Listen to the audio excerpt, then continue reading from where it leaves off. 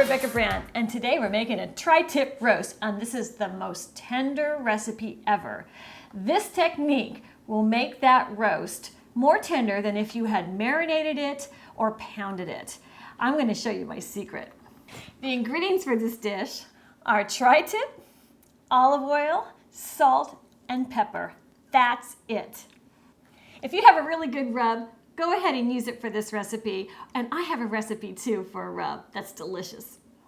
But I would not let having a good rub stop me from making a recipe because I love the flavors of the pure food itself. And so I tend to go really simple. And when I'm in a hurry, simple is wonderful. And the techniques I teach you are ways to get to the finish line fast and deliciously. Take your meat out of the styrofoam packaging it comes in. This next step is going to take some very careful work with your knife. I like to cut the fat down to 1/8 to 1/4 inch on the meat. If I'm in a real hurry or I'm scared of my knife, I pass that step, and that's fine too. Your guests can do it when they're eating it. They can just cut off the fat if they don't want to eat it. The fat gives it a ton of flavor, so sometimes I'll just skip this step.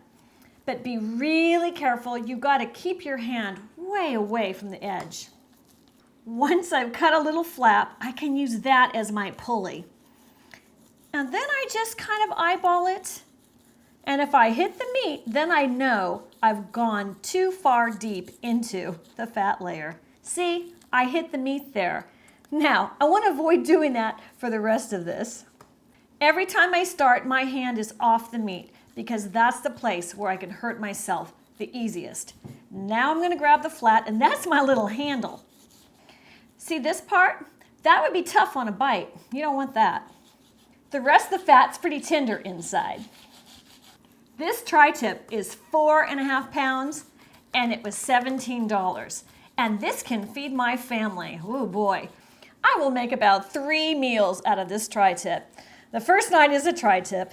The second is beef fajitas, and the third night is typically, I don't know, maybe hot tri-tip sandwiches with melted cheese on top. Done. You're gonna think I'm really weird, but I'm going to save this fat to flavor some of my dishes. If I have to use fat in something, like maybe browning some onions, this is gonna make those onions burst with flavor. So yum, this salt and onions is the bomb on top of this tri-tip. Let's get our pan. I use Grandpa's chair to help me up. That's been in the family since I was born. Any pan is fine as long as it's going to fit. I'll try this one. Oh, barely. So let's put some salt and pepper on this tri-tip generously. Altogether is about 1 teaspoon of salt and about 1/2 teaspoon of cracked pepper. So I'm putting the salt on first. I have also turned my oven on to the broil setting and put my rack on the top rack placement. What I'm going to do is sear him so he's all beautiful to begin with for only a few minutes. Crack, crack. Flip, and crack, crack again. I am not a pepper girl, so I'm stopping there. Into the oven he goes. Right under that heat. And 5 minutes is all he needs. It's been 3 minutes and we have Action Jackson. Look at that. I peeked and I saw a little flame coming down, and that can happen to the kitchen. But look at how pretty that is. That is about as beautiful toasted brown as you're going to have on a tri-tip. So he's going to go back in the oven, and we're going to turn it down to 200 degrees. Ow. That's hot. Bake 200. And it beat because it was already at 200 degrees. In fact, 500 degrees, as hot as that was. I am letting the heat rise. You can see that smoke coming from my oven. That's fine. It's going to come out. You can turn your fan on if you want to, and I will after we take the cameras off. Makes a lot of noise. It's going to take about 5 minutes for my oven to cool down, and then I'm going to close the oven, keep it at 200 degrees for about 2 hours because it's a 4.5 pound piece of beef. And that should get me to a beautiful medium rare on the inside. By cooking it slow, we're going to relax that meat. We need that meat relaxed and tender to make the best bite ever. I want to check if it's done.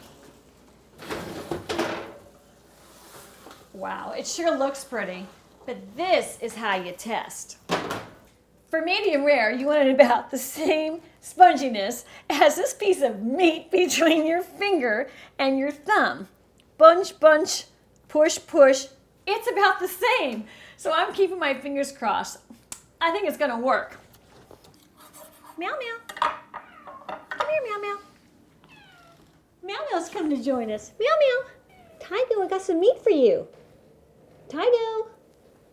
I'm gonna put it here for later. Here, meow. There you go. So you always want to cut against the grain to get an extra tenderness. How do you know where the grain is? We are looking, and the grain appears to be going this way because you can see a big piece of meat. So that's the grain, like a grain on a piece of wood. So to go opposite of that, I'm going to swirl him this way, and this is how we're going to carve it. Since it's been resting for 5 minutes, we can take a look inside and see if I nailed it on that medium rare. I am going from the very center part just to prove my point. This is the defining moment on this show. Wow. Now for me, that is perfectly medium rare. I love it like that. And let's have a taste. Oh man. I think I nailed it. It's great. Serve it with those caramelized onions, and you have winner beef dinner. So subscribe to my channel, and let's keep making great things in the kitchen.